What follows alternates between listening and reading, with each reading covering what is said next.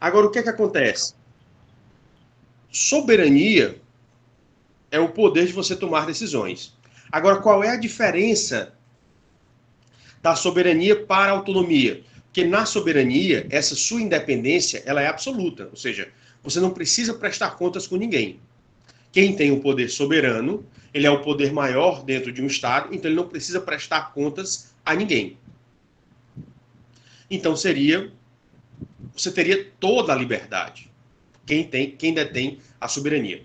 Quem tem a autonomia é diferente, porque você tem uma certa liberdade. Uma certa liberdade por quê? Porque essa liberdade ela estaria dentro de parâmetros. Então, a grande diferença é esse grau de liberdade, tá certo? Onde no direito público quase não existe essa liberdade e desconsidera absolutamente a vontade do agente, enquanto que no direito privado considera essa vontade e dá essa autonomia, ou consagra, ou confere essa autonomia a cada um dos participantes. Então, no direito privado, ninguém pode obrigar ninguém a nada. As pessoas tomam decisões de livre e espontânea vontade. Já no direito público, não. Quem está dentro da administração tem que realizar aquilo que está na lei. Porque se ele não realizar, vai se tornar um ilícito.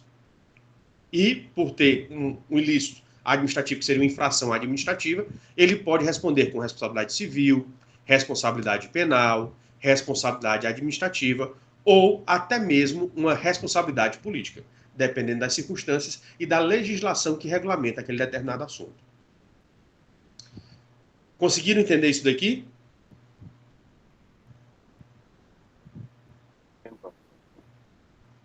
Sim, professor. Dá para entender. Pronto. Então, vamos agora ao próximo aspecto, que é importante. A construção do contrato. Né? Outra coisa que você vai ter que prestar bastante atenção. Então, é a forma como as pessoas agem no direito privado e a forma como as pessoas agem no direito público. E a outra circunstância é exatamente a construção do contrato. Ou seja, como é que o contrato ele é elaborado. Veja que no direito privado, as pessoas participam da elaboração do contrato ou não participam? Os contratantes? Participam. Muito bem, Flávio. Muito bem, Mafuz. Eles vão participar da construção do contrato. Por quê? Porque o contrato ele não pode ser feito por uma das partes. Porque se o contrato ele é feito por uma das partes, em detrimento da outra, esse contrato ele é considerado contrato de adesão. E no direito privado, isso não é possível. Você fazer um contrato que seja um contrato de adesão. Que é isso? A parte que for mais forte, economicamente mais forte, ou que tem um poder político, enfim, que ela tenha alguma conotação de maior força em relação à outra. Se ela faz um contrato e o outro não pode falar sobre esse contrato, e na verdade ele só tem opções que são dadas pelo próprio contratante mais forte, então esse é o contrato de adesão. E esse contrato de adesão, ele não é aceito dentro do direito privado. Mas no direito público, pessoal? No direito público é aceito, né? Porque o Estado é que faz o contrato e depois o particular integra aí. Até no vídeo, né, do professor, explica essa parte. Se o particular vai entrar, vai ser quase pouca ou não alteração no contrato. Exatamente. O que você pode fazer, na verdade, o que vai se negociar é preço e as condições de entrega e pagamento. Simplesmente isso. Todo o restante já foi pré-definido. Até porque um dos anexos do edital, da licitação, é exatamente o modelo do contrato, que vai ser firmado posteriormente. Então, você percebe exatamente isso. E aí você pode perguntar, professor, mas por que isso? Lembrem-se que uma das partes é a administração pública. E, além de ser uma das partes ser a administração pública, ela está agindo como o quê? Como poder público. Professor, mas o que é que isso diferencia? Diferencia porque quando a administração pública ela age como poder público, ela está defendendo que interesses? Interesse público. Muito bem. Então, por ser interesse público, na regra de direito administrativo, existe uma supremacia do interesse público. As outras partes contratantes que vão contratar com a administração, elas estão representando interesses públicos ou interesses privados? Interesse privado. Muito bem, interesse privado. Então, se é interesse privado, acabou a história. O interesse da administração vai prevalecer. Então, por isso que se admite um contrato de adesão e somente algumas partes desse contrato que já são definidas no edital e depois você pode conferir que foi definido no edital e foi confirmado no anexo de contrato. Então, aí você pode chegar e dizer, mas isso daqui é muito injusto com o particular. Não, ele está dentro dessa outra visão, que é a visão de direito administrativo, é a visão do direito público. E outra coisa, o contratante, ele é obrigado a contratar? Não, o particular, ele entra na licitação se ele quiser. Se ele não quiser, ele não precisa participar. Então, você vê uma grande diferença a partir dessa situação. Então, por isso que é importante a gente entender o contrato no direito civil, que eu diria até no direito privado. Por quê? Porque você vai ver, se você chegar a se aprofundar a estudar os contratos no direito privado, você vai ver que existe também no direito privado uma distinção. Existem regramentos para os contratos regidos pelo direito civil e existe um outro regramento para os contratos que são regidos pelo direito do consumidor. Tem diferenças. Tá certo? Então, por isso, você vai ver essas distinções. Ah, professor, mas para por aí? Aí você tem as particularidades do direito privado, que vão ser completamente diferentes do direito público. Onde o direito público você enxerga através de uma outra perspectiva, e essa perspectiva é exatamente baseada naquilo que diz a nossa legislação a respeito da administração pública, que tem que ter uma atenção especial, afinal você está lidando com os interesses públicos, ou seja, os interesses de toda a coletividade. Entendido essa primeira diferenciação, pessoal? Sim, Volto a frisar. Isso é importante que fique bem sedimentado na cabeça de vocês. Porque vocês têm que ter uma ideia do que seja o contrato e depois do contrato administrativo. Por quê? Se vocês forem participar de comissões de licitação, vão ter pessoas que vão reclamar do contrato. Mas aí você já tem que saber a distinção. Olha, realmente o que você está reclamando vale para o direito privado, não vale para o direito público. Por quê? Porque o direito público ele tem um tratamento próprio devido a todas aquelas circunstâncias excepcionais e específicas da condição pública, por estar lidando com a administração pública e o interesse público.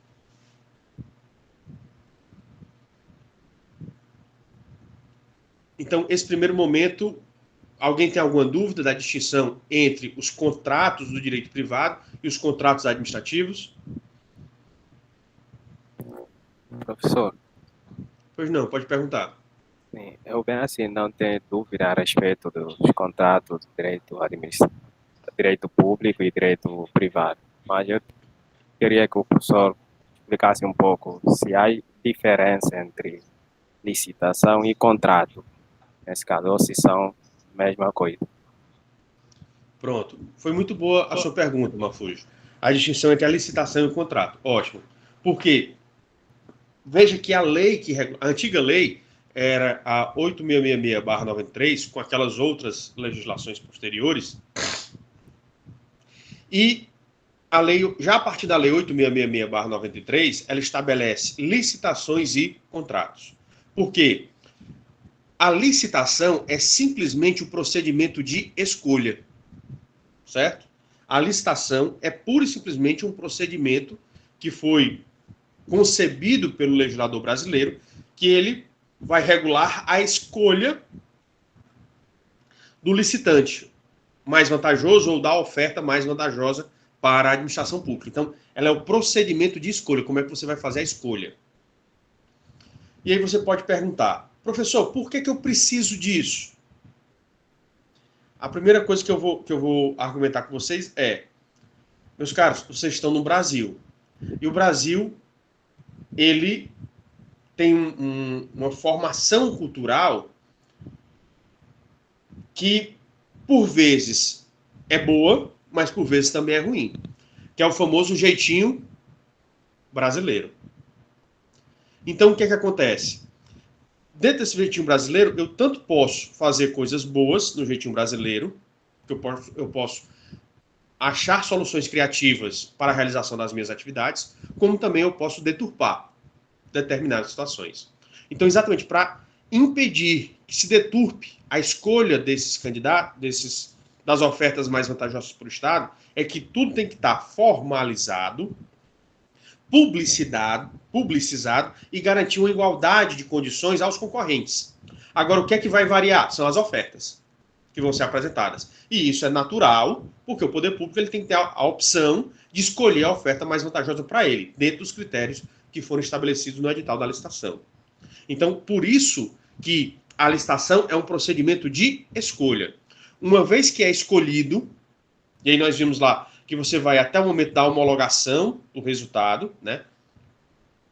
E por vezes da adjudicação do objeto. Quando você chega neste momento, aí vai ter no caso vai ter o fornecimento do bem, a prestação do serviço ou a realização da obra. Mas quem garante que toda a relação que ocorra vai ocorrer da maneira ideal? Ninguém, né? Por isso que o ser humano ele formaliza os contratos. Porque no contrato ele vai colocar de maneira clara, precisa, quais são os direitos e obrigações das partes contratantes daquela determinada relação jurídica. Por quê? As relações jurídicas, elas podem acontecer e não apresentar problemas? Podem. Mas também, durante o desenrolar da relação jurídica, pode ocorrer problemas? Pode.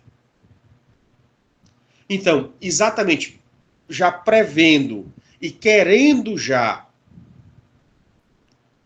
evitar esses contratempos, esses problemas, é que são firmados os contratos. Tá certo? Então, os contratos, eles são firmados exatamente nesse sentido. De já deixar a relação jurídica explícita, precisa, dos direitos e deveres de cada um dos contratantes, para que, quando ocorrer determinadas situações que venham a prejudicar o desenrolar da relação ou o cumprimento das obrigações previstas naquele determinado pacto, naquele determinado acordo, naquele determinado contrato, já tenha as formas de solução desses determinados problemas. E aí não fique na discussão, porque se ficar na discussão, vai levar bastante tempo. E aí você prejudica ainda mais a relação jurídica. Então, é exatamente para dar essa liquidez, certeza, precisão dos direitos e obrigações que estão envolvidos naquela determinada relação jurídica. Então, por isso você tem a licitação, que é a escolha, e o contrato, que é a formalização dos direitos e deveres que vão ser desempenhados naquela determinada relação jurídica. Entendido? Obrigado, professor. Entendi. De nada. E, sempre tiver dúvida, a gente está aqui à disposição. Mais alguma dúvida?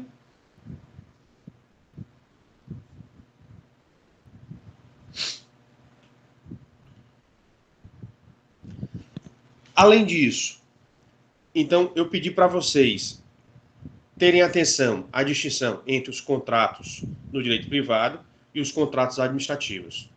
Depois, eu pedi para que vocês tivessem atenção exatamente na questão da transição da legislação. Nós estamos vivendo um período de transição.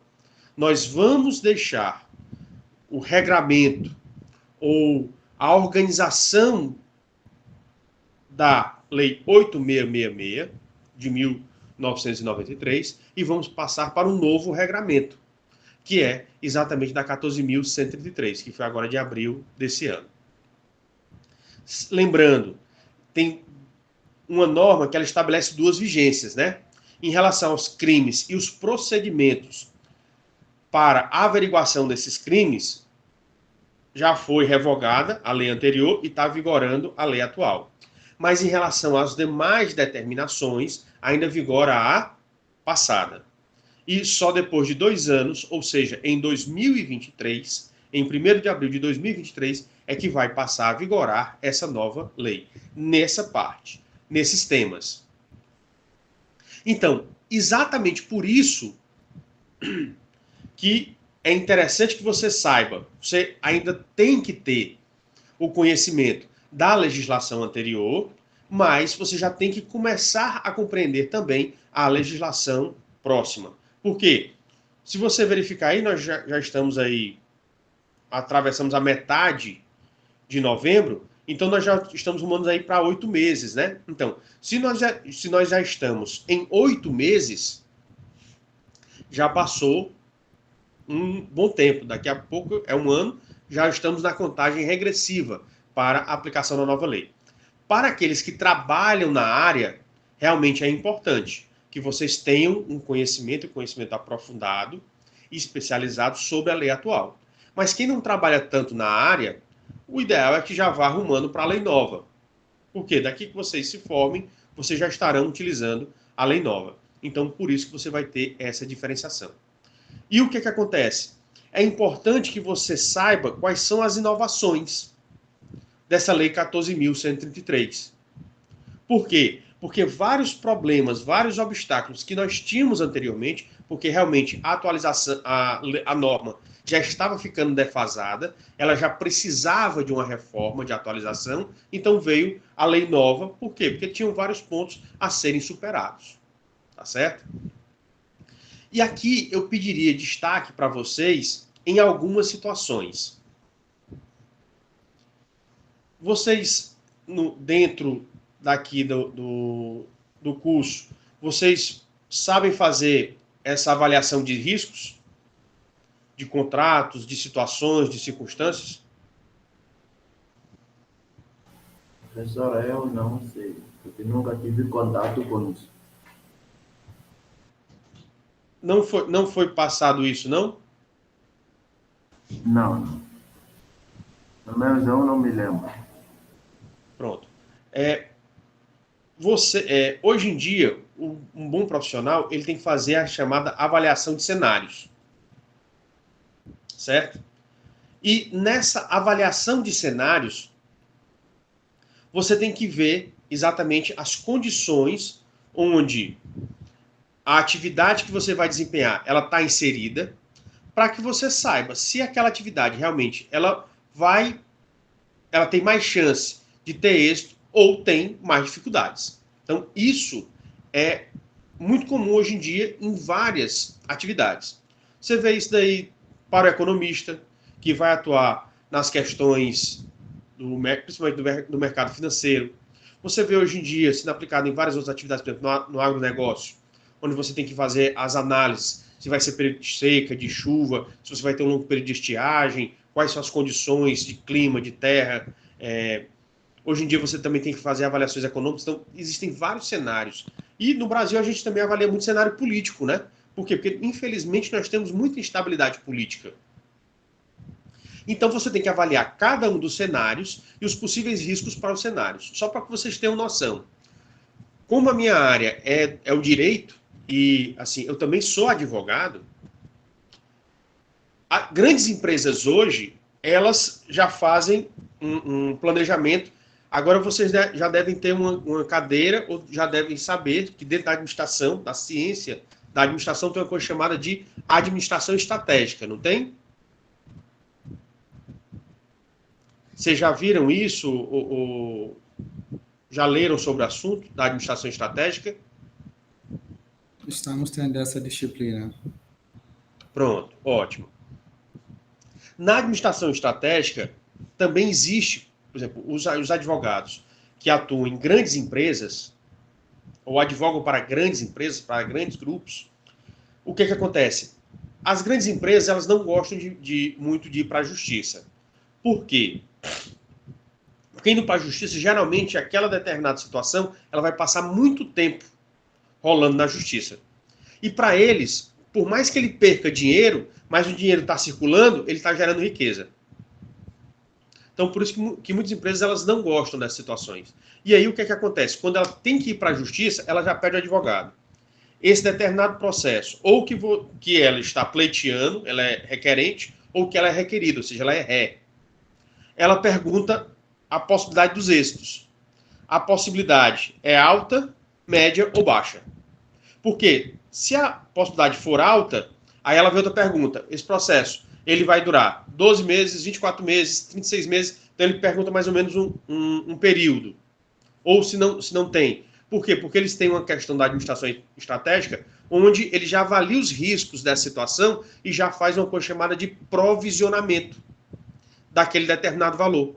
E ela já faz, dentro do seu planejamento estratégico e da sua administração estratégica, ela já faz medidas para ela já ir minimizando os possíveis riscos ou os possíveis prejuízos dessa determinada situação. Então você verifica que essa avaliação de riscos, ela é importante.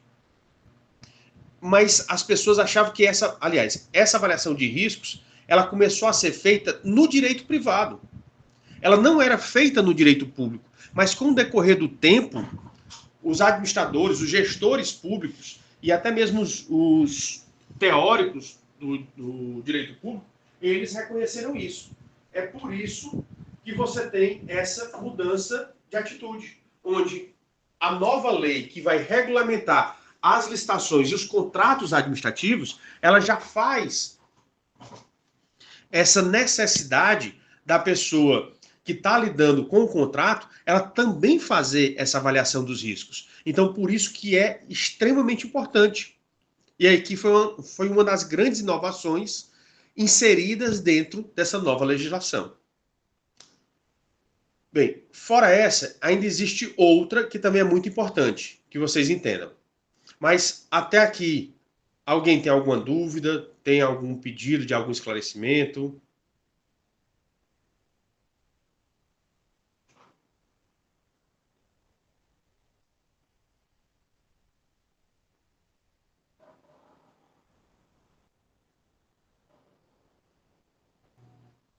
Não? Então vamos lá. Tudo bem. A outra alteração, e uma alteração importantíssima, foi o capítulo 12, que são os meios alternativos da resolução de conflitos. Por que isso? E aqui eu vou fazer uma pergunta para vocês, eu queria que vocês pronunciassem, tá certo? A ideia da maioria das pessoas é, quando eu vou para a justiça, a solução do meu problema, a solução do meu litígio, ela vai ser rápida ou demorada? Qual é a sensação que vocês têm? Demorada. Rápida. Rápida? Áurea, demorada. E o Jailson, rápida. Ok. Mais alguém?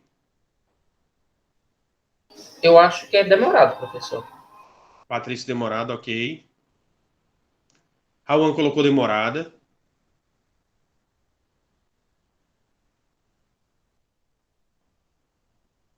Ninguém mais. Graças a Deus que vocês não têm problema na justiça, né? A Ila, Juliane, demorada. Bem, de fato, o que é que acontece? No Brasil, principalmente antigamente, demorava mais. Hoje em dia, o judiciário está tentando se aperfeiçoar. Ele está tentando se aprimorar. E tem diversos tipos de justiça. Existem justiças que são mais céleres, que têm uma melhor organização e são mais céleres, e realmente tem algumas justiças que são bastante demoradas. Então, mas o que é que acontece? Aquilo que aparece mais para a gente é a sensação de demora nas soluções do litígio, principalmente por conta das burocracias. Então, por conta dessa demora, o que foi que suscitou dentro da sociedade? Principalmente os operadores do direito e as grandes empresas, elas viram que você passar muito tempo na justiça questionando não vale a pena. Então é melhor você fazer um acordo. Aí, é tanto que hoje em dia existe um ditado popular que diz: mais vale um mau acordo do que uma boa briga. Então, é mais ou menos a ideia, principalmente das empresas, que elas têm. É melhor fazer um acordo ruim, mas pelo menos eu resolvo logo aquela situação, eu tenho uma segurança jurídica e vou atrás de novo, de correr atrás do meu prejuízo. Pronto. Essa seria a circunstância. Tá certo? E o que é que acontece dentro dessa perspectiva? Bem, só que as pessoas, elas não deixam de ter problemas, elas não deixam de ter litígios. E muitas vezes, as pessoas que estão dentro do problema, ou elas não enxergam, ou elas não querem aceitar a solução. Então, por isso que surgiram os chamados meios alternativos de resolução de conflitos. Surgiu a mediação, surgiu a arbitragem e tantas outras que hoje em dia você pode dispor. E isso era muito aplicado no direito privado. Por que era muito aplicado no direito privado e não no direito público? Alguém lembra a resposta? A resposta já está dada, é só vocês lembrarem.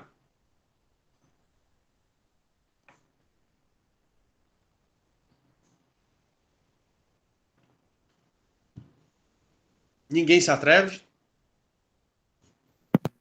Professor, é de Diga. que no direito privado, não é? As pessoas já agem com autonomia nesse caso. É diferente com o direito público, que a pessoa tem que agir de acordo com a lei, aquilo que está na lei.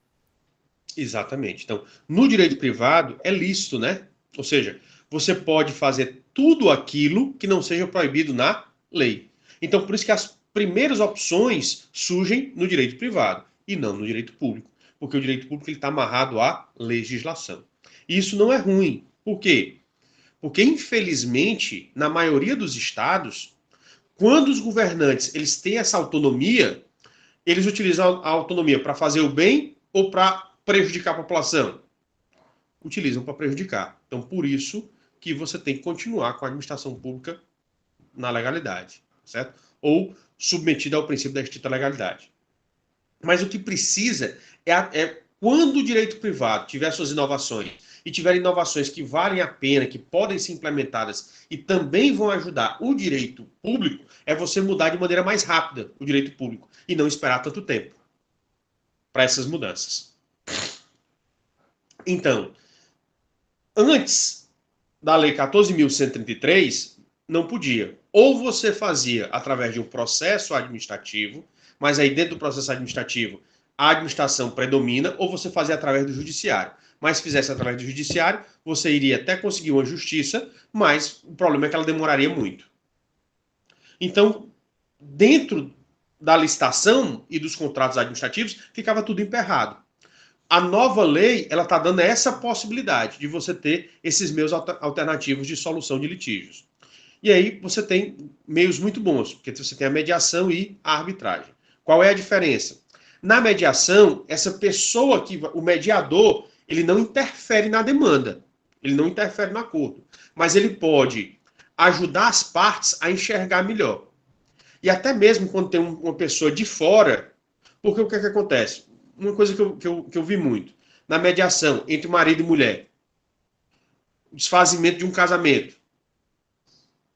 Eles vão brigar pelos bens do casal, não pelo valor do bem. Eles vão brigar pelos bens do casal, por quê? Porque ele quer ferir o outro. Professor, ferir o outro como? Vai sair no tapa? Não. Ferir o outro emocionalmente. Por exemplo, a mulher sabe que o marido adora uns LPs antigos, umas bandas, mas ela faz questão no casamento por aquelas LPs. Por quê? Porque ela quer gerar dor no marido, dele se desfazer daquele determinado bem. Então, por isso que ficam essas brigas. Então, cabe ao mediador, ele pode muito bem, as pessoas, digamos que a mulher está acontecendo uma situação dessa. Aí o mediador chega e diz, senhora fulana, quais são os discos? Ela não sabe dizer os discos. Ah, qual foi a música que mais marcou? Ela não sabe. Mas o marido diz tudinho. Aí ele chega e diz, olha, aqui eu estou vendo que, na verdade, a senhora não quer, porque a senhora tem um sentimento, um laço com esses determinados discos. É porque a senhora quer prejudicar ele. E aí, será que isso daí é interessante para um acordo? E aí, se não tivesse o mediador, essa situação iria se acirrando, porque aí o marido ele queria dar o retorno, se vingar da mulher. E aí, a situação ia cada vez mais se agravando. Então, o mediador ele só está ali para ele interferir quando as pessoas estiverem saindo da índole de um acordo. Já na arbitragem, não. Você tem esse terceiro e é ele que vai decidir, ou seja, ele ouve cada uma das partes, elas vão apresentar as suas razões, mas ele no final decide como se fosse o juiz. Mas ele não é juiz, ele é um árbitro. Mas aquela decisão dele vai valer. Por quê? Porque se o laudo arbitral não prevalecer, não for cumprido, as pessoas podem ir direto para a justiça. Então perceba, agora com esses meus alternativos, principalmente os particulares, eles não vão continuar nas mãos da administração pública. E antigamente eles ficavam ou nas mãos da própria administração pública, através dos processos administrativos, ou eles iam para a administração pública, mas através do poder judiciário. E lá demorava. Então, hoje em dia, tem uma forma de você conseguir resolver de maneira mais rápida e, quem sabe, até melhores opções para soluções dos conflitos do que aquelas antigas e que já possuem as suas complicações, porque tem as suas burocracias. Então, por isso, o capítulo 12 também foi uma grande inovação para a situação atual em que nós vivemos e as novas ferramentas que surgiram para a resolução dos conflitos que podem surgir. E aí você pode dizer, mas nem sempre há conflito. Nem sempre há. Mas se houver, você já tem agora possibilidades mais brandas, mais amenas e mais eficientes de você conseguir também resolvê-los. Compreendido isso daqui, turma? Sim, professor. Ótimo. Mais alguma dúvida sobre esses assuntos?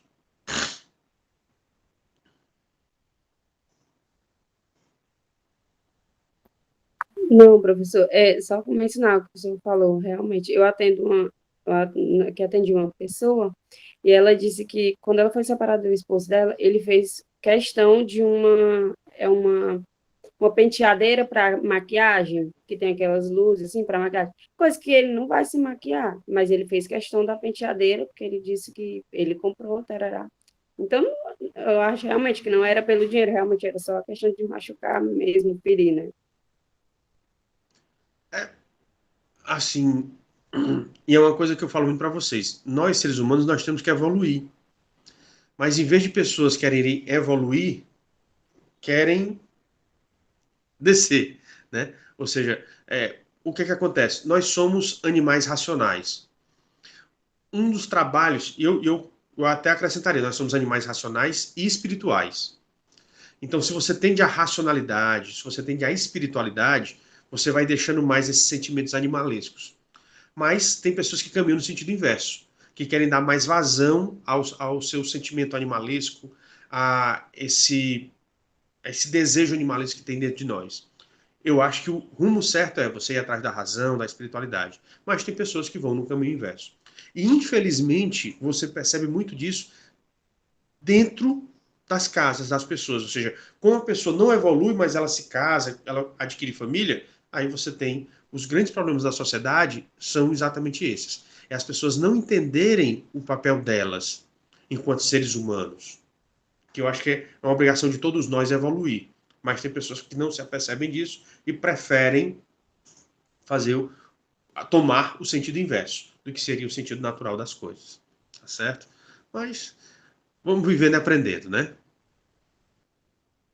Então, só para me finalizar essa parte aqui, eu coloquei as características e coloquei também as diferenças principais. Essas modalidades de contratos a gente vai analisar na próxima aula, tá certo? Por quê? Porque eu quero que agora vocês tenham tempo eu acho que seria muito conceito para vocês colocarem na cabeça e ficaria meio complicado. Então, o que eu peço agora a todos vocês é que vocês entendessem os contratos no direito civil, e aí não precisa você querer ver todos os contratos, os do direito civil, os do direito privado, do direito consumidor. Não.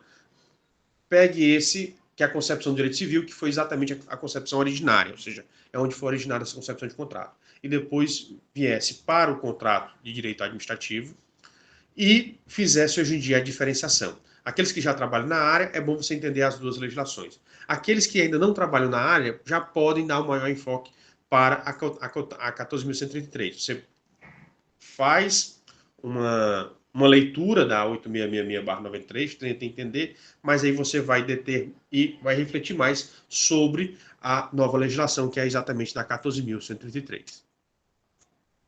Entendido? Tem aqui o nome de uma empresa. Quem é? Professor Rosário, é que eu tô... Pronto, pois diga, Rosário. Professor, assim, é que uma de algumas das questões que o professor colocou, elas se enquadram muito na atividade que a gente vai fazer, que vale para a primeira avaliação, né, no caso. Eu até, inclusive, quando o professor perguntou sobre quem leu, né, e quem fez, quem assistiu o vídeo, inclusive eu já assisti, também já tive algumas leituras sobre esses artigos, né, que inclusive já incluí em algumas páginas do trabalho de avaliação, né? Então aí eu não sei se a gente pode fazer esse trabalho repetidas vezes, né, sendo o mesmo contexto, ou como é que fica no caso? Ou pode ser simplesmente para fixação mesmo do conteúdo, mesmo fazendo 2 vezes? Não, essa parte aqui, o que acontece? Eu vou fazer a chamada já, tá certo? Já vou terminar esse momento aqui, vou fazer a chamada. Então, eu pedi que você fizesse aquela diferenciação, mas para que você tivesse uma atividade de reflexão e você já fosse se preparando. O trabalho que eu passei hoje, ela não precisa ser entregue, certo? Para a situação.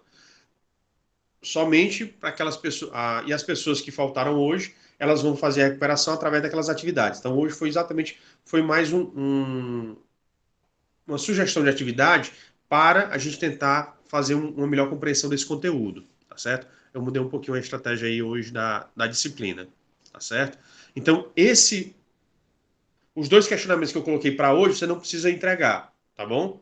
Então, você pode deixar aí na sua avaliação normal, até porque eu queria exatamente fazer esse reforço para que vocês possam fazer, e o nosso intuito é exatamente esse. Cada vez mais que você estudar, que você fizer atividades sobre esse assunto, então você vai fixando, você vai assimilando de uma maneira melhor, tá certo? Então, não precisa você entregar essa atividade, basta você fazer a entrega lá da avaliação, tá bom? Então, mais alguma dúvida?